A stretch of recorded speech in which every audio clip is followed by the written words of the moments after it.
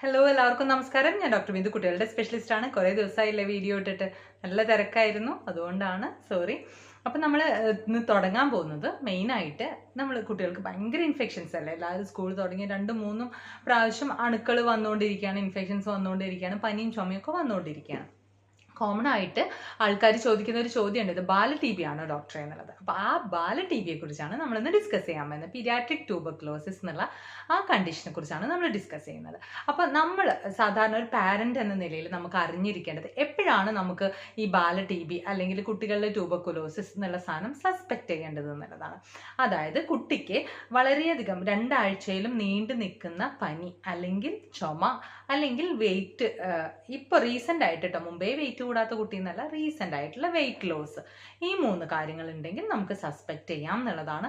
പിന്നെ വീട്ടിലൊരാൾ T B അസുഖബാധിതനായിട്ടുള്ള ഒരാളുണ്ട്, ആ മരുന്ന് എടുത്തുകൊണ്ടിരിക്കുന്ന ഒരാളാണെങ്കിലും, അല്ലെങ്കിൽ ചികിത്സിച്ച് മാറിയതേ ഉള്ളൂ എന്നുള്ള ആളാണെങ്കിലും, അല്ല നിർത്താതെയുള്ള ചുമയുള്ള ഒരു മുതിർന്ന വ്യക്തി വീട്ടിലുണ്ടെങ്കിലും നമ്മൾ ട്യൂബർകുലോസിസ് കുട്ടികൾക്ക് വിചാരിക്കണം, ബാല ടി ബി എന്നുള്ള സംഭവം ഉണ്ടോ എന്നുള്ളത് വിചാരിക്കണം.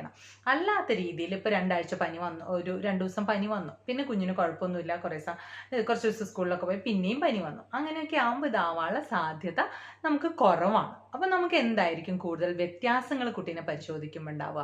യൂഷ്വലി ചില കുട്ടികൾക്ക് കഴുത്തിലും കക്ഷത്തിലും ഇടുക്കുകളിലൊക്കെ ആയിട്ട് കയല വീക്കം, ലിംഫ് നോഡ് എന്ന് പറയില്ലേ നമ്മൾ, ആ കയല, ആ ഒരു സ്വെല്ലിങ് പോലെ, മുഴകൾ പോലെ കാണാൻ ചാൻസ് ഉണ്ട്.